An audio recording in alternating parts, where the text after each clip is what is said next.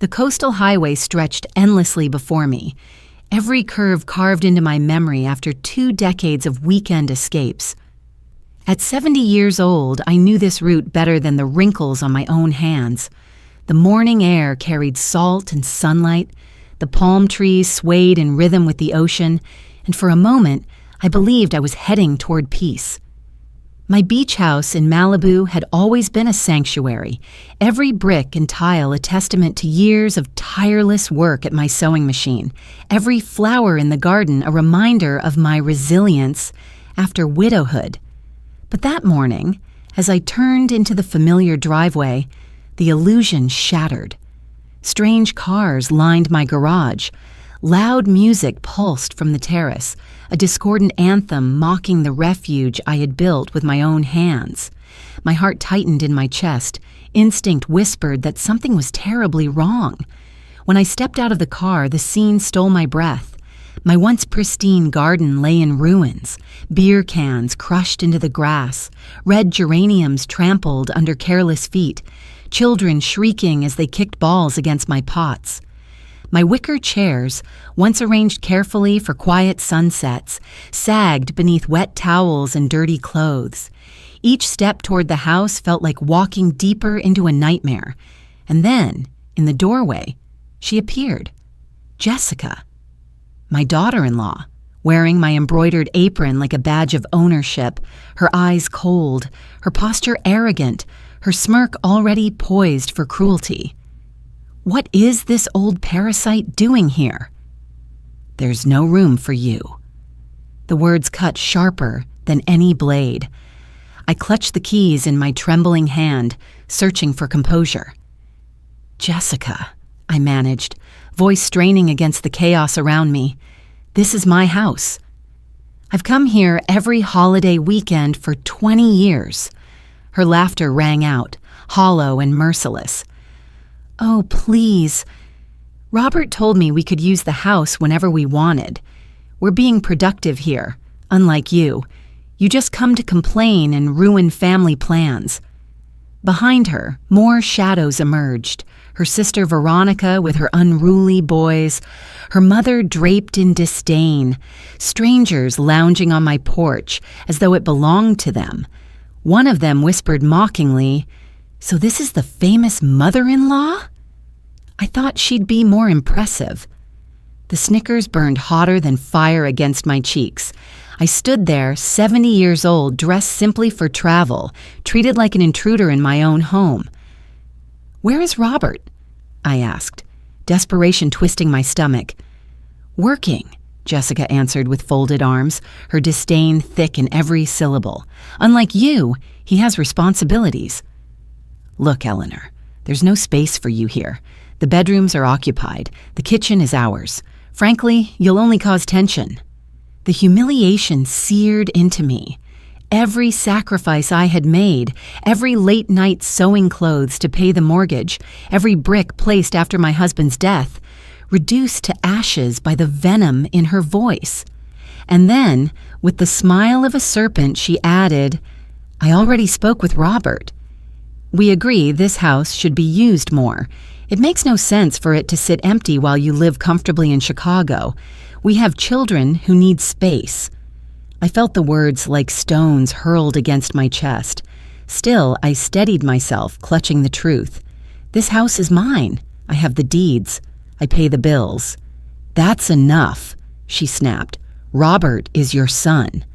What's yours is his, and what's his is mine. That's how families work." Even the children had stopped playing, their eyes watching silently, waiting to see if the old woman would break. For a moment, humiliation threatened to drown me, but something fierce rose within my chest. I smiled, not from joy, but from defiance. "All right, dear." I understand perfectly Jessica's triumphant grin told me she thought she had won. The strangers looked smug, as if justice had been served. They didn't realize what they had unleashed. With deliberate calm, I turned back to my car, walked away with dignity, and drove into the fading day. That night, the Pacific View Inn charged me $285 for a room. money I had never intended to spend because I had a house of my own waiting only blocks away. I sat on the balcony of the hotel, eyes fixed on the glowing windows of the home that was mine yet stolen, and felt something stir inside me, not a frantic, reckless rage, but a colder, sharper anger. The kind of anger born of survival, of decades clawing through poverty and loneliness. Jessica had underestimated me. They all had. They saw a fragile widow. They forgot that I was Eleanor Vance. The next morning I returned, hoping perhaps for reason, perhaps for Robert's intervention. Instead, Veronica answered the door, irritation etched into her face. "What do you want now?"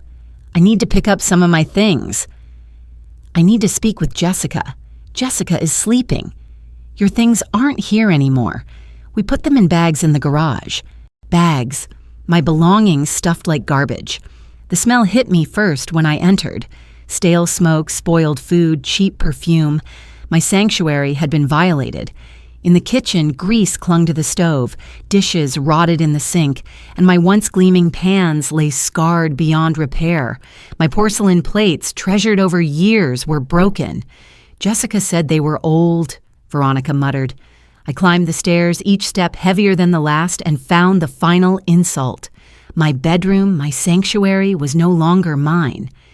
Jessica's mother stood before my closet, folding my clothes into plastic bags with the ease of someone arranging donations. Two strange boys sprawled across my bed, my pillows stained beyond recognition. And then I saw it. The secret closet I had built, pried open. My heart pounded as I slipped inside when she wasn't looking. The sight froze me. My jewelry gone, documents scattered across the floor, the deed to my house, crumpled.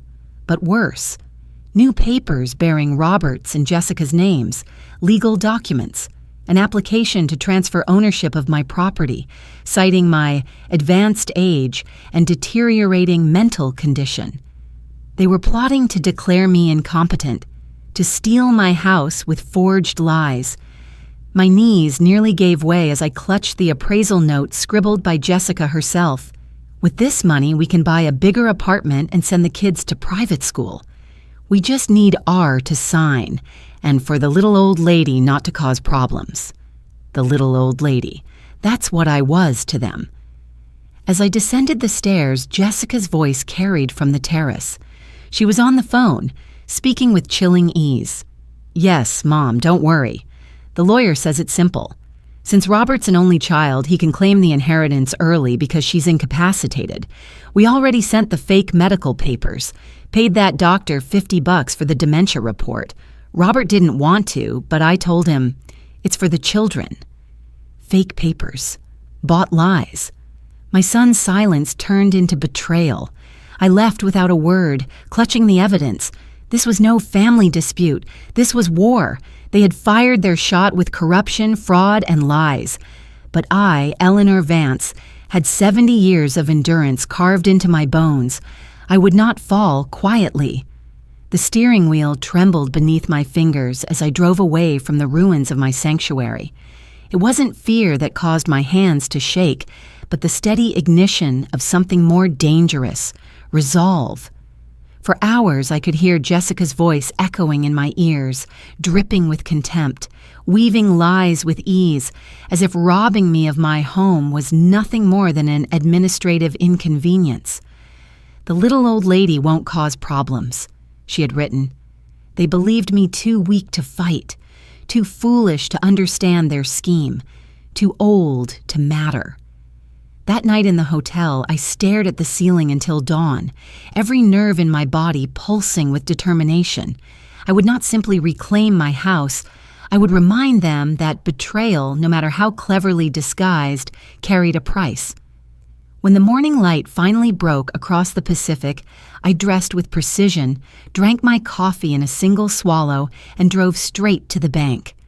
For 20 years, I had lived with a kind of financial discipline that few understood.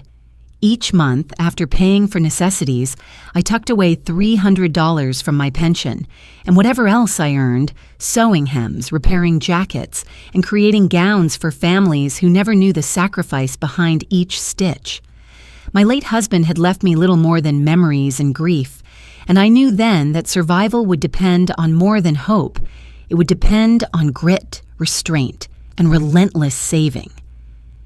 As I walked into the bank that morning, the air cool and sterile with the faint scent of ink and paper, I carried not just numbers, but proof of a lifetime of perseverance.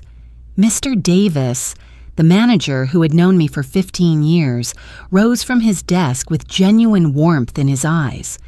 "Eleanor," he said, "how can I help you today?" I lowered myself into the chair opposite him, keeping my voice steady. "I need the balance of every account, and I need something else, something official." His smile dimmed, sensing the gravity of my tone. When he turned his screen toward me, the figures glowed like a secret treasure chest. 87,000 in savings, 23,000 in certificates of deposit, and 12,000 in checking. 122,000 in total. Jessica had seen me as a poor widow scraping by on a pension, unaware that every penny I had denied myself, every dress not bought, every trip never taken, every quiet evening spent sewing instead of resting, had accumulated into silent power. Relief washed over me, not because of the numbers alone, but because those figures were more than currency. They were freedom. They were proof that no fraudulent document or corrupt doctor could define my worth. "Mr. Davis," I said, leaning forward, "I need my accounts frozen against any outside attempt, and I need a letter from this bank confirming that I am in full possession of my faculties and capable of managing my finances." His expression grew solemn. "Eleanor," he said quietly, "is your family trying to have you declared incompetent?" The words stung, not because they weren't true, but because they had to be spoken aloud. "Yes," I answered. His jaw tightened, and for a moment the banker was no longer a man handling ledgers, but a witness to a crime. "Then you need a lawyer," he said firmly, scribbling a name onto his notepad. "Thomas Grant. He's the best in family law and property fraud. Tell him I sent you." When I left the bank, the sun seemed brighter, as though the universe itself had tilted back in my favor. I clutched the papers in my bag like armor. No longer was I Eleanor the parasite, humiliated at her own door. I was Eleanor the strategist, preparing for battle. By 4 o'clock that same afternoon, I found myself seated in the elegant office of Thomas Grant. He was a man of middle years, with silver at his temples, and eyes that carried the sharp intelligence of one who had seen both justice and injustice play out in endless forms. He invited me to speak, and I did, not sparing a single detail. I described Jessica's smirk at the threshold, the strangers lounging on my terrace, the porcelain plates shattered in the kitchen, the secret closet torn open, the documents forged with my son's name, the fraudulent medical report signed by a doctor I had never met. I spoke until my throat ached, until the humiliation returned like bile, until silence hung heavy in the air between us. He leaned back in his chair, fingers steepled, and asked the one question that mattered most. "Do you have the original property deeds?" My answer was immediate. "Yes, every receipt from 20 years of payments. The house is mine, fully and unequivocally." His nod was slow, deliberate. "Good. Then they've hung themselves. We have property invasion, theft, document forgery, attempted fraud, and falsification of medical records. This is not a dispute. This is a crime." He adjusted his glasses and studied me carefully. "Mrs. Vance, your case is solid, very solid. The law is on your side. But I must ask, are you prepared to go all the way? Because once we begin, your relationship with your son may never recover." His words pressed like a weight on my chest. Memories flashed, Robert at 5, clutching my hand on the first day of school. Robert at 20, proud in his cap and gown. Robert at 30, standing beside Jessica with hope in his eyes. I had loved him fiercely, sacrificed more than he would ever understand. And yet, in the present, those images clashed with the reality of a man willing to sign away his mother's sanity for a deed. My voice steadied with the steel of finality. "Counselor, my son betrayed me for money. He declared me incompetent for money. He let me be humiliated in my own house for money. If such a relationship can shatter over dollars, then it was never a real relationship at all." Thomas's eyes gleamed with respect. "Very well. Tomorrow morning, we file. We will secure an immediate eviction order, report the theft of your jewelry, notify the district attorney of the medical forgery, and request a restraining order against the fraudulent use of your name. It will not be easy for them, and it will not be private. Court records are public. Their friends, neighbors, and employers will know exactly what they did." A calm thrill coursed through me at his words. The thought of Jessica, standing smug among her conspirators, suddenly forced to account for her lies before the law, it filled me with a satisfaction deeper than vengeance. It was justice. That night, I returned to my hotel with a briefcase full of evidence and a heart thrumming with anticipation. I spread the documents across the small desk, the fraudulent transfer papers, the photographs of my ruined garden, the list of stolen items, the crumpled appraisal with Jessica's handwriting, the screenshots of Veronica's social media boasting about our new beach house. Piece by piece, I assembled not only a case but a declaration of my existence. They had tried to erase me from my own life, to turn me into a helpless caricature, but in those papers I found proof that I was still here, still sharp, still capable. As I packed the evidence neatly into folders, I caught my reflection in the darkened window. The woman staring back at me was not the frail widow Jessica mocked, nor the burden Robert believed he carried. She was the seamstress who built a house from thread and mortar. She was the widow who raised a child alone. She was the woman who had saved every penny while others squandered theirs. She was Eleanor Vance, and she was ready for war. Sleep came lightly that night, carried on a tide of determination. I dreamed not of betrayal, but of victory. The keys to my house returned, Jessica's smirk shattered, Robert forced to see the strength of the mother he had underestimated. In the morning, as I rose before dawn and dressed in a crisp gray suit, I felt the weight of 70 years settle across my shoulders, not as a burden, but as armor. When I stepped outside, the ocean air was cool, the waves restless, as though the sea itself anticipated the storm to come.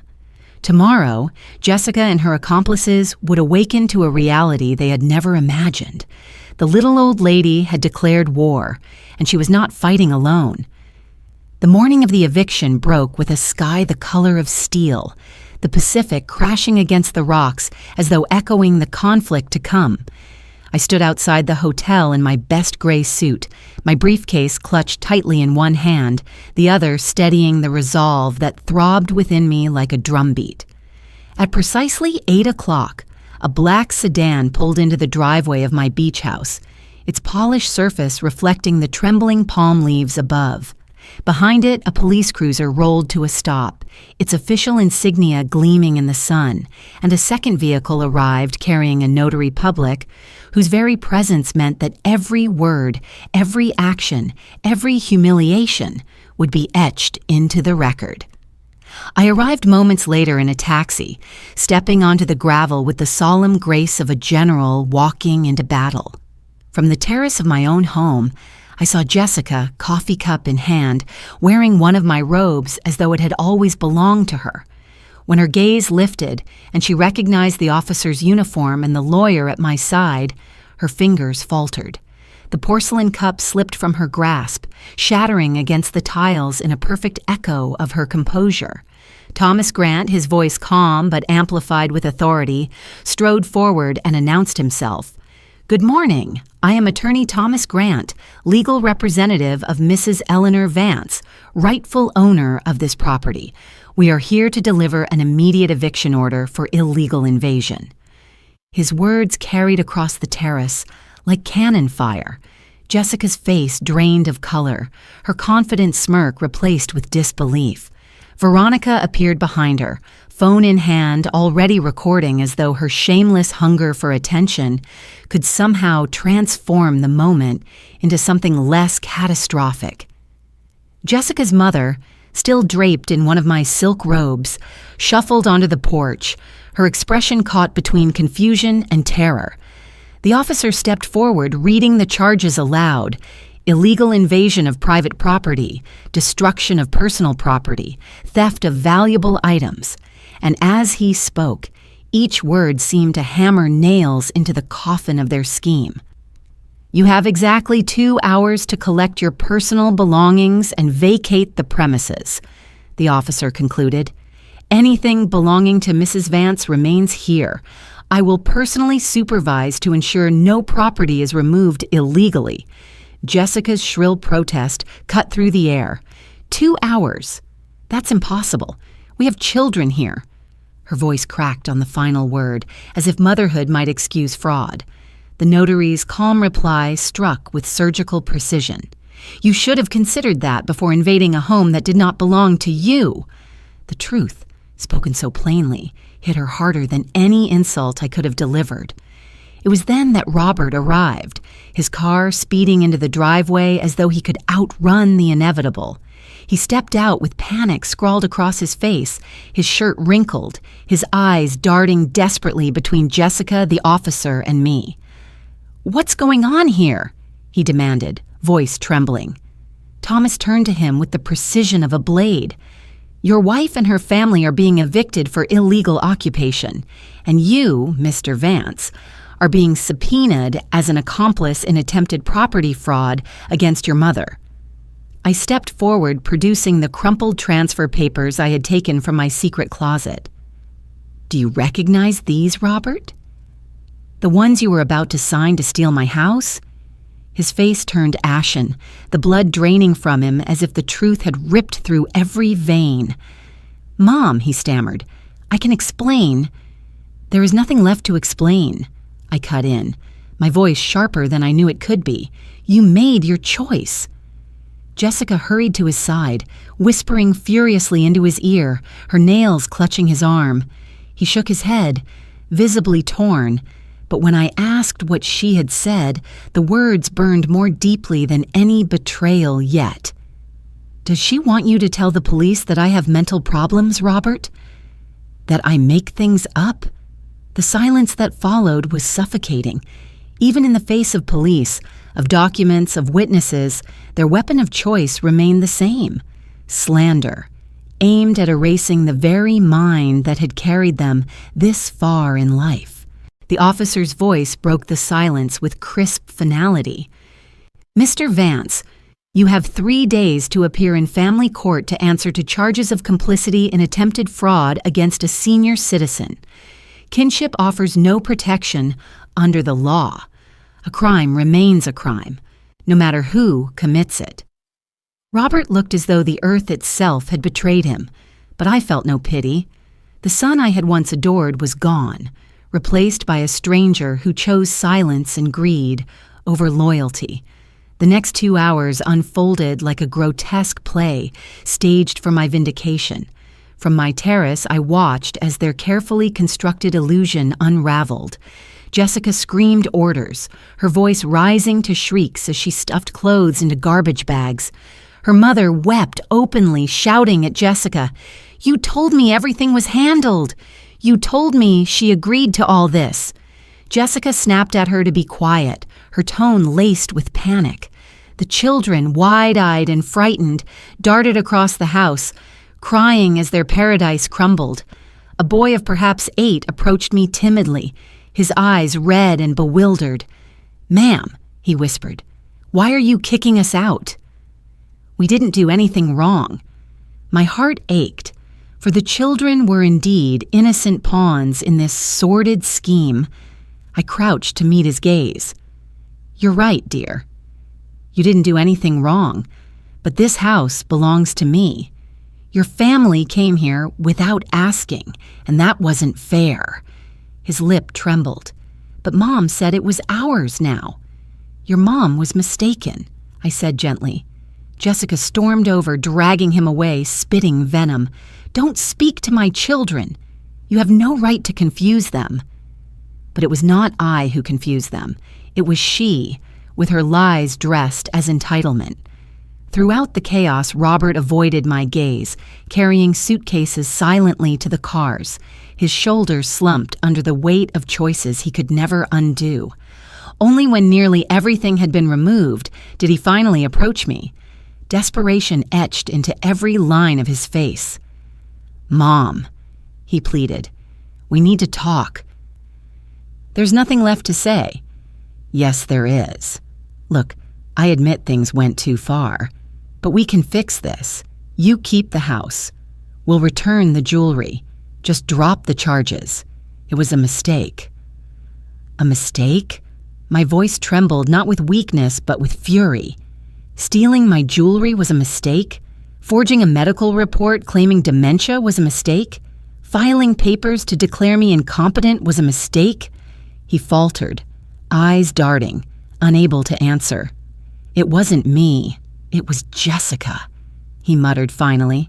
"And you were there, Robert. You watched me humiliated. You said nothing. Silence was your weapon, your choice."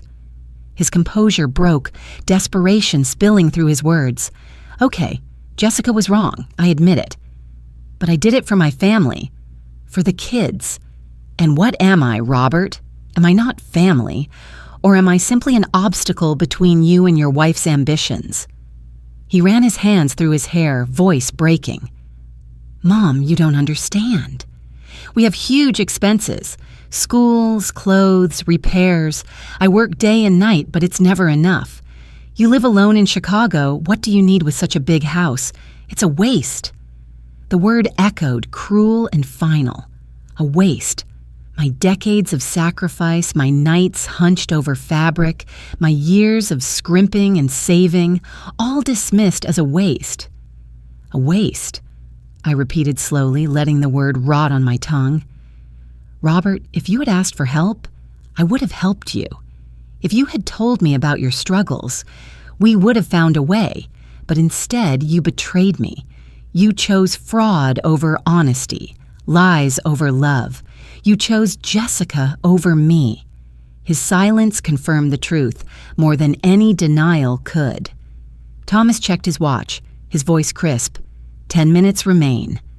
The final scramble was chaos incarnate. Jessica screamed until her throat was raw, ordering everyone to move faster. Children wailed. Veronica cursed under her breath, recording still, though the performance now held none of the triumph she once sought. Finally, their cars loaded with the fragments of their shattered arrogance. Jessica leaned out her window, her face twisted with rage. "This isn't over, you bitter old woman. We'll appeal. We'll prove you're crazy." I stood tall, my briefcase in hand, and answered with the calm of a victor. "Go ahead. My lawyer will be waiting." Their cars roared away, kicking up dust as though fleeing a battlefield they had lost, long before it began. Robert was the last to leave. For one fleeting moment, his eyes met mine through the rear-view mirror, but I turned my back before I could search for the boy he once was. The officer shook my hand. The notary completed his papers, and Thomas placed my keys into my palm. "Mrs. Vance," he said, his voice steady with respect, "your house is yours again." I climbed the steps, each footfall echoing with the weight of triumph and the ache of loss. For the first time in a week, I stood in silence on my terrace, the sea stretching endlessly before me, my house behind me, my dignity restored. Yet beneath the victory lingered an exhaustion so deep it reached my bones. I was free, yes, but freedom, I realized, carried its own loneliness. When the last car rolled out of the driveway and silence descended over the house, I felt both victorious and hollow. The terrace was mine again, the keys heavy in my hand, but the air was thick with the stench of smoke, cheap liquor, and the residue of betrayal. I walked through the room slowly, each step revealing another scar inflicted by their careless invasion. In the living room, embroidered cushions I had stitched with such pride were stained by spilled wine, their patterns drowned in dark blotches that no detergent could fully erase. Upstairs, in the master bath, I discovered streaks of black hair dye bleeding into the porcelain tub, the marks stubborn against every attempt at scrubbing. In the kitchen, 2 of my French skillets were warped beyond repair, their surfaces burned by reckless cooking. And in the garden, where I had cultivated roses and geraniums with patient hands, whole patches of earth were flattened, the flowers trampled into lifeless stems. Worst of all was what I could not recover, my family photo album, filled with decades of memories gone without a trace. My father's wedding gift clock vanished. My jewelry stripped from its velvet cases. They had not simply invaded my home, they had tried to erase my life. But even in destruction, there is the possibility of renewal. That very afternoon, I summoned a professional cleaning service, 5 women who descended upon the house with mops, buckets, and determination. For $700, they worked tirelessly, scrubbing, washing, rearranging, their presence transforming the chaos into order. I supervised from the terrace, cataloging the damage, noting what could be salvaged and what was lost forever. Each stain scrubbed away, each item restored, felt like a small victory, a reassertion of my claim not only to the house, but to my dignity. By nightfall, the smells of rot and smoke had vanished, replaced by the familiar scent of lemon polish and the ocean breeze flowing through open windows. My house was breathing again. 1 week later, I received the call that shifted the war into its next stage. Thomas's voice carried a tone of satisfaction. "Mrs. Vance, I have updates. The doctor who signed the false dementia report has been suspended. The medical board discovered he had signed at least a dozen similar reports for cash. And as for Robert and Jessica, the prosecutor has decided to proceed with criminal charges. This is no longer just civil litigation. It's now a criminal case." For a moment, I sat in silence, absorbing the words. I had hoped for justice, but I had not imagined it would stretch beyond my family into something larger, exposing corruption at its root. My enemies were no longer just greedy relatives. They were co-conspirators in a fraud that reached into the very system meant to protect us. Yet justice does not come without consequence. Later that week, Veronica called me in tears, her voice cracking through the receiver. "Eleanor, please, you need to help us. Jessica is desperate. Robert has already spent $15,000 on lawyers, and it isn't even close to over." Her words dripped with panic, but I heard no remorse. "And what does that have to do with me?" I asked coldly. "We want to apologize," she said quickly. "We want to fix things." I pressed harder. "Do you want to fix things, or do you simply need me to drop the charges because you're running out of money?" Her silence answered the question better than words ever could. She finally whispered, "Jessica has children to support. Robert could lose his job. Please, Eleanor." I closed my eyes, hearing in her plea not compassion, but fear. She should have thought of her children before she tried to rob me. And Robert should have thought of his job before signing false papers. I will not rescue them from consequences they created. Her tone grew desperate. "We can return the jewelry. We have it at my mother's house." My laugh was bitter. "The jewelry you stole. By mistake? Tell Jessica if she wants to speak to me, she can come herself with every piece she took." And I hung up.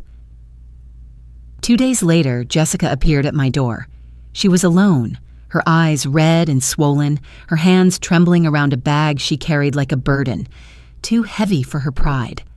She looked smaller than I remembered, the arrogance drained from her posture, replaced with a kind of raw, pitiful fear. I let her in, though every instinct screamed to shut the door. She sat in the living room, the same room where she had once laughed at my supposed insignificance, and one by one she pulled the stolen items from the bag.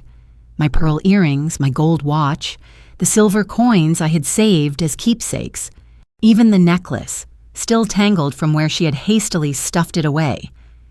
"Here," she said softly, her voice breaking. "Everything we took, by mistake." I studied her carefully, my silence deliberate. "By mistake," I repeated, my tone heavy with scorn. She crumbled then, sobbing with genuine regret. "I took them, Eleanor. It wasn't to keep them. It was to sell them. We needed the money. We're drowning in debt. Robert lost thousands in bad investments. Our credit cards are maxed out. The mortgage is behind. The kids' school bills keep piling up. I wasn't thinking. I just thought..." "You thought you could rob me," I finished for her, my voice sharp but steady. She shook her head violently, the tears streaking down her face. "I never wanted to take it from you, not really. I just thought, maybe if Robert had the house, it would be easier. We wouldn't have to hide. We wouldn't have to feel like failures." She buried her face in her hands, her sobs echoing in the room. For a long moment, I stared at her, seeing not the predator she had been weeks before, but a broken woman crushed by her own greed and recklessness. Yet pity could not erase the scars. "Where is Robert?" I asked finally. Her shoulders stiffened. "He didn't want to come. He says you're not his mother anymore. He says a real mother wouldn't sue her son." The words pierced deeper than I expected, though I tried not to let it show. "And what do you think, Jessica?" She hesitated, wiping her tears. "I think we started this, but I also think you went too far. We could have resolved it as family." My laugh was hollow. Family resolves things with honesty, not forged documents and stolen jewelry. Family doesn't try to erase its elders for profit. She lowered her gaze, unable to answer, then rose to leave. "So there's no way to fix this?" she asked quietly. "The way to fix this," I said, "was never to have done it in the first place." After she left, I sat in the fading light of the terrace, staring out at the endless horizon. The ocean waves rose and fell with indifferent rhythm, a reminder that the world would continue long after betrayal, long after justice, long after the scars of family war. Yet the ache lingered, winning back my home, exposing their lies, even reclaiming my stolen possessions. It did not erase the deeper wound that my own son had chosen betrayal over love. Days turned into weeks, and Thomas called again with the final updates.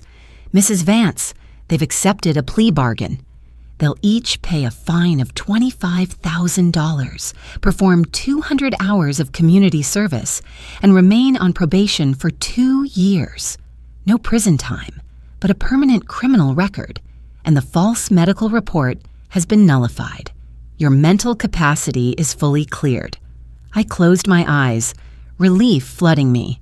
"And the cost to them?" I asked quietly. His voice carried the weight of victory. "Between legal fees and fines, more than $50,000, almost half the value of your house when you built it." The irony was cruel yet poetic. They had lost more in their attempt to steal from me than they ever stood to gain. In the aftermath, I decided to fortify my life with practical armor. I hired Maria, a local woman in need of work, to visit the house 3 times a week, ensuring it was always cared for, always guarded. I changed every lock, installed new security cameras, and even updated my will, removing Robert entirely, leaving the house to charitable institutions instead.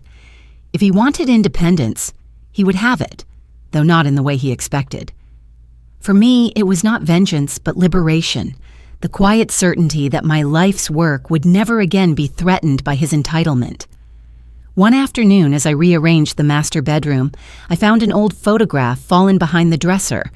It was Robert, 8 years old, sitting barefoot on the beach, his smile wide and innocent. his eyes filled with the kind of joy only children know. I was beside him in the picture, my arm around his small shoulders, my own face younger, darker-haired, glowing with pride. For a moment, the weight of memory crushed me. How had that boy grown into the man who betrayed me? Where had the love gone? Was I too strict with my money? Too insistent on reminding him of sacrifice? Had my effort to give him everything somehow taught him that nothing was ever enough? Questions swirled, heavy and unanswerable. But even as the ache of loss sharpened, I knew the truth. Mistakes as parents explain some things, but they never absolve betrayal. Robert was not a boy anymore. He was a man who made choices, and those choices were his to bear. I placed the photograph in a drawer, deciding it belonged to the past. Ahead of me was a future to rebuild, a home to reclaim, and a life to live without apology. For the first time in months, I breathed deeply, inhaling the scent of salt and lemon polish, and whispered to myself with quiet conviction, "This house is mine. My dignity is mine, and I will never be erased again." The months that followed, the plea bargain settled into a strange rhythm of quiet and reflection, a stillness that was both comforting and heavy. My house, once violated and defiled, began to breathe again under my care. The sounds of Jessica's shrieks, Robert's evasions, and the children's cries no longer echoed in the walls. Instead, the rooms held the hum of my own movements, the scrape of furniture returned to its rightful place, the scent of lavender diffusing from freshly laundered curtains. Yet silence, though peaceful, has a way of amplifying memory. Each evening, as I sat on the terrace, the sea stretching endlessly before me, I thought of Robert's eyes in that rearview mirror, his silent plea for a forgiveness he had not yet earned. The waves crashed steadily against the shore, indifferent to my turmoil, reminding me that nature endures no matter how violently human bonds fracture. I had my home, my dignity, my independence, but I also had the raw wound of a son's betrayal lodged in my chest, like a splinter that refused to heal. I realized slowly that healing could not be found in isolation alone. My story, I discovered, was far from unique. When I returned to Chicago, I joined a support group for seniors, a small gathering of men and women who carried stories like mine, of exploitation by children, siblings, or so-called friends who smelled weakness where there was only trust. Dolores, a woman in her late 60s with trembling hands, shared that her son had sold her house while she lay in the hospital, signing papers that declared she would not recover. She returned from her illness to find herself homeless. Carmen, another woman with weary eyes, told us how her children had emptied her bank accounts while she battled cancer, leaving her penniless for treatments. Their stories horrified me, but they also steeled me. What had happened in Malibu was not an isolated family drama, but part of a broader plague, an erosion of respect for the elderly, often at the hands of those meant to protect us. I began to speak, tentatively at first, then with growing confidence, I told my story to the group, weaving the details not with self-pity, but with the fire of survival. I described Jessica's smirk at the threshold, Robert's silence, the fraudulent documents, the eviction morning when they fled like thieves caught at dawn, and I watched the nods of recognition, the eyes shining with solidarity, the occasional tears wiped discreetly away. Soon I was invited to speak at community centers, then at senior advocacy events. I found myself on small stages, sometimes in church basements, sometimes in brightly lit halls, telling audiences that age does not make us fragile or disposable. Protect yourselves, I urged them. Know your rights. Save what you can, and never believe that love excuses betrayal. Each time I spoke, the pain of my experience gained new meaning, transformed into a shield for others. A year passed. The seasons turned, and with them came news I had not anticipated. Robert and Jessica had divorced. The scandal of their criminal record, the crushing weight of debt, the humiliation among their peers. It had been too much for their marriage to bear. When I heard it from Laura, my sister in Phoenix, I felt no triumph. Only a deep, quiet sadness for the wreckage of lives that could have been whole had greed not corroded them. I did not rejoice in their failure. I mourned the waste of it all, the lives entangled in shame when they might have been filled with love. Yet fate has a way of circling back. One Saturday afternoon, while watering the flowers I had replanted in my garden, a car I did not recognize pulled into the driveway. The air seemed to thicken as the door opened, and Robert stepped out, thinner, older, his shoulders bowed beneath a burden invisible yet undeniable. "Mom," he said simply, standing a few feet from me. His voice cracked with something rawer than pride, regret. I stared at him, my hands gripping the watering can, unsure whether to drop it or clutch it like armor. His face, lined with new wrinkles, his hair streaked with gray, made him look a decade older than the last time I had seen him. For a long moment, neither of us moved, the silence between us filled only by the distant hiss of the ocean. Then he spoke again. "I came to ask for forgiveness. Not because I need money or help, not because I want anything, but because I finally understand what I did." His voice trembled as he continued. "I betrayed you in the worst way. I let my own mother be humiliated. I signed false papers. I stayed silent when I should have defended you. There are no excuses." He took a step closer, though still at a respectful distance, as if he knew my forgiveness could not be rushed. "I don't expect you to forgive me now. Maybe never. I just needed you to know that I am deeply sorry. You were right, Mom. You were always right." His words hung in the air, heavy and trembling. I looked at him, and for the first time in years, I did not see only the man who had betrayed me. I saw also the boy on the beach, his gap-toothed smile bright against the horizon. But that boy was gone, replaced by a man scarred by his choices. "Thank you for coming, Robert," I said finally, my voice quiet but firm. "Forgiveness takes time." He nodded, his eyes wet, and in that nod I saw not victory or reconciliation, but the possibility of something fragile, uncertain, yet real. Over the following months I allowed the children to visit me. Their laughter filled the house with a lightness it had not known since before the invasion. We baked cookies together in the kitchen Jessica had once defiled. We planted tomatoes in the garden where my geraniums had been trampled. We shared stories and small adventures. They never mentioned the ordeal, perhaps instructed not to, but sometimes I caught Sophia, the eldest, watching me with curious eyes, as though piecing together a puzzle she only half understood. One Sunday morning, as we knelt in the soil planting seedlings, she asked quietly, "Grandma, why did you and Dad fight so badly?" I paused, the earth damp against my fingers, her question piercing the silence with unexpected force. "Sometimes, Sophia," I said carefully, "adults make very big mistakes. Your father and mother made some with me, and it hurt very much." She tilted her head, her young brow furrowed. "What kind of mistakes?" I thought carefully, unwilling to poison her view of her parents, but unwilling also to lie. "They tried to take something that belonged to me without asking. Something very important." She nodded slowly. "This house?" "Yes," I said. She pressed the soil gently around the seedling, considering my words. "Mom says you were cruel to them." The honesty of children has a way of cutting deeper than any insult. I exhaled slowly. I made them face the consequences of their choices.